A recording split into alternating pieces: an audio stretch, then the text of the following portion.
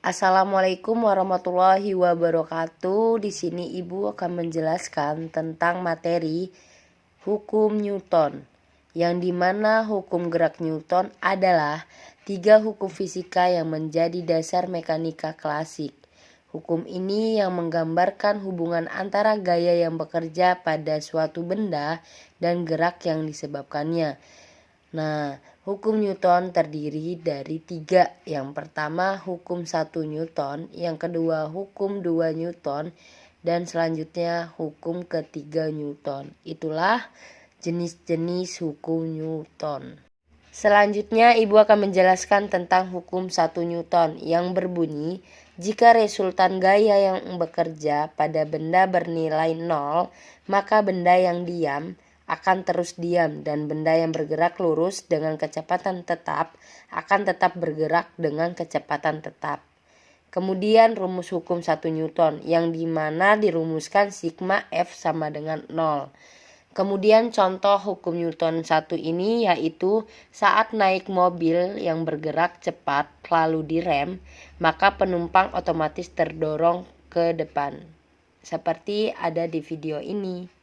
Selanjutnya, hukum 2 Newton yang berbunyi percepatan adalah perbandingan antara resultan gaya yang bekerja pada benda dengan massanya.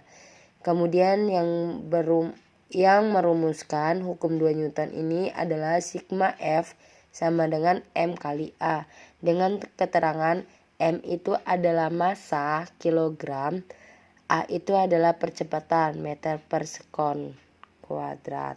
Nah, kemudian contoh dalam hukum 2 Newton pada video ini bisa kita lihat ada seseorang yang mendorong mobil. Kemudian mobil ini bergerak dengan kecepatan 20 km per jam.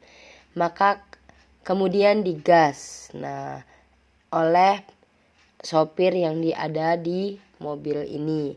Kemudian mobil tersebut akan melaju dengan lebih cepat. Hal ini terjadi karena adanya gaya dorong yang lebih besar dihasilkan oleh mesin saat digas. Nah, inilah merupakan contoh hukum Newton yang kedua. Selanjutnya, hukum 3 Newton adalah gaya reaksi akan timbul akibat gaya aksi yang dikenakan pada suatu benda yang besarnya sama dan arahnya berlawanan. Hukum 3 Newton rumusnya yaitu F aksi sama dengan min F reaksi, yang dimana min ini adalah dikatakan lawannya reaksi.